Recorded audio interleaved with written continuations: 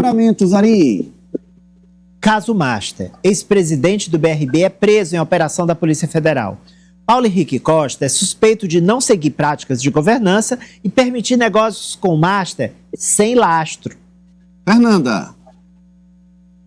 Mais uma fase aí da Operação Compliance Zero, que resultou na prisão do ex-presidente do Brasília, Paulo Henrique Costa. E olha só, meus amigos, de acordo com as informações que a gente conseguiu apurar por aqui, essa prisão foi efetuada com base em informações que já foram repassadas pela equipe jurídica do dono do Banco Master, o ex-banqueiro Daniel Vorcaro. Por quê? Vorcaro está fechando aí uma delação premiada para oferecer ao Supremo Tribunal Federal, à Procuradoria-Geral da República e também à Polícia Federal, e na documentação já seguem algumas informações que vão servir como base para essa delação. E nessas informações estavam aí conversas e também negociações entre ele e Paulo Henrique Costa, além do advogado Daniel Vorcaro, Daniel Monteiro, que também foi preso nessa fase da operação, que foi autorizada pelo ministro do Supremo Tribunal Federal, André Mendonça. De acordo com a Polícia Federal,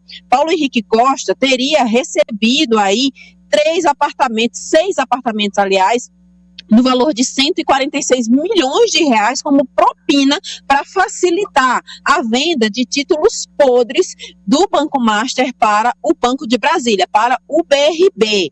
E com essa denúncia, né, com esse recebimento dessa propina sendo investigada, o STF autorizou essa prisão. Além disso, também foram vazadas conversas que aconteceram entre Paulo Henrique Costa e Daniel Vorcaro, que confirmam essas negociações. A gente tem algumas cartelas com alguns trechos dessas conversas, são muitas as conversas, mas a gente tem algumas aqui que a gente vai trazer para o nosso telespectador.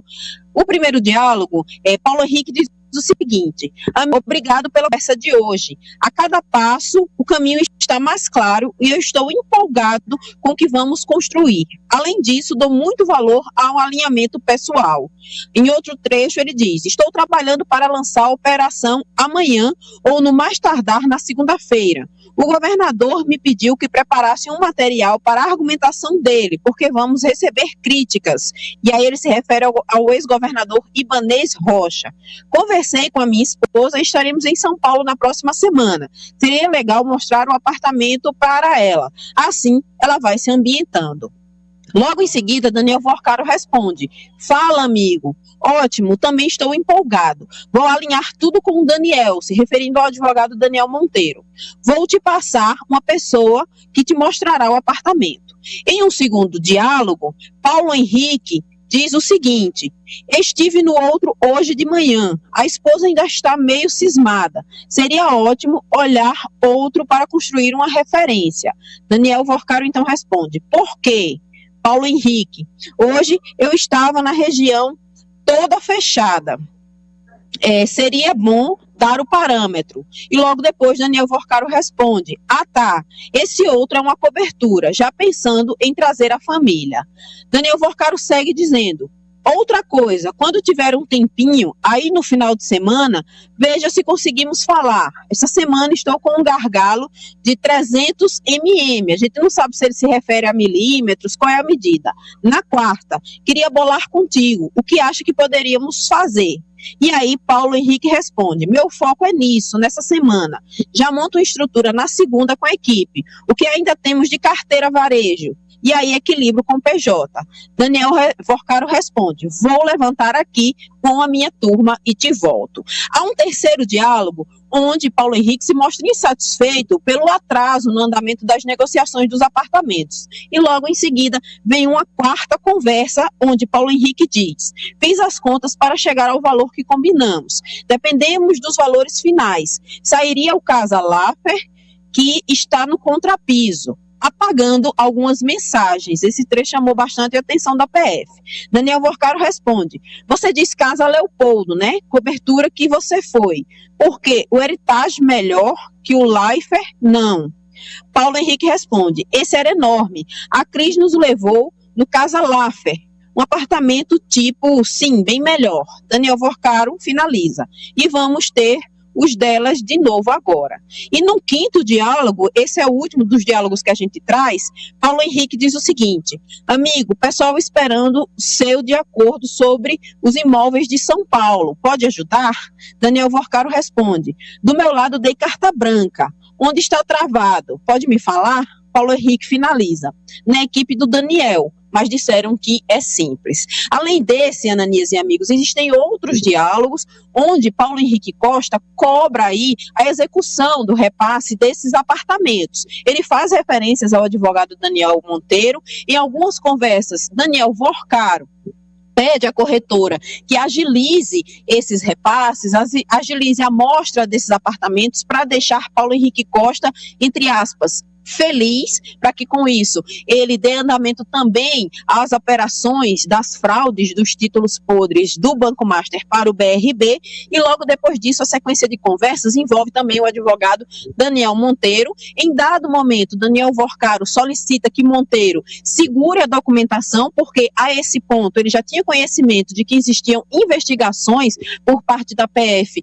em relação aos títulos do Banco Master, e essa é a sequência de conversas, né, entre Daniel Vorcaro, Daniel Monteiro, advogado que também foi preso hoje, e Paulo Henrique Costa.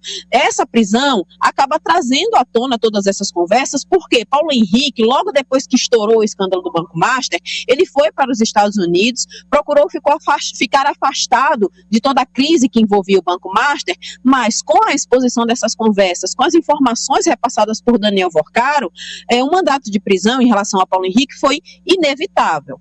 Hoje pela manhã, ele passou pela sede, a Superintendência da Polícia Federal, onde fez exames de corpo de delitos, procedimentos iniciais da conversa, e vai ser encaminhado para o complexo da Papuda, onde vai ficar à disposição da Justiça. Assim como Daniel Monteiro, que também foi preso, também passa por todo esse processo, e agora, se realmente acontecer esse fechamento de delação premiada de Daniel Vorcaro, não só prisões como essa que aconteceram hoje vão acontecer, mas outros nomes podem surgir dentro desse escândalo que foi considerado o maior escândalo financeiro da história do Brasil, que é o escândalo do Banco Master. Olha, você acompanhando o diálogo, eu vou frisar, vou lembrar que Paulo Henrique Costa é ex-presidente do BRB, o Banco de Brasília, e Vorcaro é o ex-banqueiro do Banco Master. O Banco Master estava sendo adquirido pelo BRB. A conversa foi essa, o diálogo foi esse. É difícil até imaginar que quem o profere é o então presidente do BRB. Parece mais um sócio do Vorcaro, né? Alguém muito próximo ao Vorcaro. Alguém que está fazendo negócios com o Vorcaro. Não representante do BRB. Tendo em vista que todos sabiam que o Banco Master era um banco podre. Não tinha condições, não tinha lastro para estar nesse negócio com o Banco de Brasília. Alessio Rodrigues. Para quem está em casa, um diálogo como esse que a Fernanda trouxe pode dar a impressão de que era algo comum, natural, como a luz do dia que acontecesse essa conversa, e assim tão simples, de uma maneira tão rápida ali, sem códigos, enfim. E é justamente assim que acontece, né? A Fernanda já trouxe aqui em outros casos também que essas conversas que envolviam propina, favorecimento ilícito para essas pessoas, seja os banqueiros, seja as pessoas que iriam beneficiar, ou seja no judiciário, ou seja no parlamento, eram geralmente dessa forma que aconteciam, sem pormenores, sem nenhum tipo de código, sem nenhum tipo de reservas, muito pelo contrário. E a gente vê praticamente nessa conversa, Ananias, uma conversa de um corretor com alguém que está querendo comprar um imóvel, que vai receber um imóvel de uma forma muito, muito simples. Então, assim, outro ponto que me chama a atenção também, a gente está falando do presidente do BRB, é quando ele cita o governador Ibanez Rocha, né? Agora é ex-governador. Ou seja, já coloca ali diretamente a presença, o nome do ex-governador diretamente nessas conversas, que estava ciente, de certa forma, do processo, talvez não dessa propina, de algo que seria recebido em troca desse favorecimento, mas que tinha essa ciência, tinha um conhecimento de que havia, no mínimo, uma conversa, uma negociação do presidente do BRB com o Daniel Vorcaro também. E tem aí a materialidade, né? Você está vendo. Eram os imóveis em jogo. Vorcaro dizendo que precisava deixar o presidente do BRB feliz, a corretora de imóveis. Ora, 146 milhões de reais em imóveis para deixar um feliz, né, Ari? Agora, eu acho que depois dessas evidências que a Fernanda Duarte traz aqui ao Agora Brasil, será que o Ibanez Rocha ainda vai ter o desplante de dizer que ele não sabia de nada? Ele pré-candidato ao Senado, né, lá pelo Distrito Federal, porque a Fernanda pode me confirmar isso, confirmar a todos nós, é isso que ele diz até hoje. Sim, que não tinha interferência do banco. Essa história furada de que tudo aconteceu à revelia dele. Eu, governador do Distrito Federal, é um banco estadual. Aqui no Piauí já teve o BEP, lá em Minas teve o Benji, cada Banestado em São Paulo, quer dizer, a Banespa, né, em São Paulo. Cada estado, antigamente, tinha um banco estadual. Esses bancos foram sendo fechados, privatizados. O BRB é um desses sobreviventes, heróis da resistência. E aí o governador vem dizer que não tinha conhecimento. Acho que fica evidente que ele tinha pelo tamanho da negociação, pelos valores envolvidos. Agora o Paulo aí está na mesma cesta que aqueles diretores do Banco Central, do BC. O Vorcaro conseguiu transformá-los em serviçais do crime, em serviçais dessa mega fraude, que a Fernanda bem lembrou, a maior da história do país. Lembro, repito, friso. Presidente do BRB, a função dele era defender o BRB, defender os interesses do banco. E nos diálogos, eu falei sócio, o Alessio completou, é o corretor, né? Corretor de imóveis. Corretor, e você traz um serviçal, só piora. Eliezer.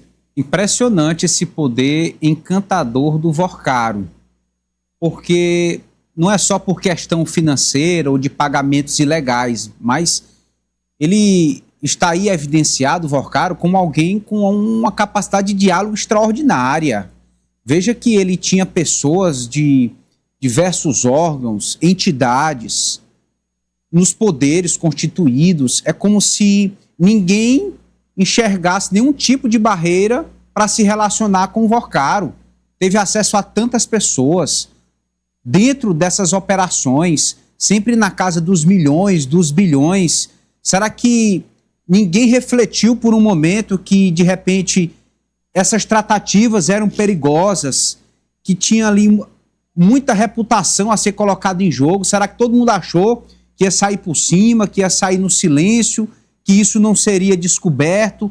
Veja, um escândalo. Achou, já ia dizer. Achou. É impressionante. Dia a dia vai surgindo mais alguém, nome de peso, enfim, autoridades. É algo que realmente fica aí latente na história do Brasil. Certeza da impunidade, é o que faz muita gente. Até pelo tamanho da quadrilha, né? Você fala em valores, chegar no valor. Esse era o nível do diálogo. Bota a corretora para deixar ele feliz. França. Olha, Ananias, o canto da sereia perde feio para o encantamento que o Vorcado exercia em figurões da política, de instituições financeiras. O Eliezer falou desse poder do Vorcado, mas quando se tem esse montante de dinheiro, é fácil você atrair pessoas corruptíveis. Isso mostra, é claro, uma grave crise de ética, não só no poder público do Brasil, no executivo, legislativo e também no judiciário, mas também nas instituições financeiras, nos bancos públicos. E esse caso do BRB é escandaloso, uma esculhambação total, porque o prejuízo para os aposentados e pensionistas segue aí ativo, e a gente vê, inclusive, o Vorcado negociando a possibilidade ali de conseguir preservar uma parte dos seus bens bilionários que foram adquiridos através dessas fraudes, tirando ali de quem tem pouco, Ananias. Repito, as funções, nesse caso do presidente do BRB, deixadas absolutamente de lado.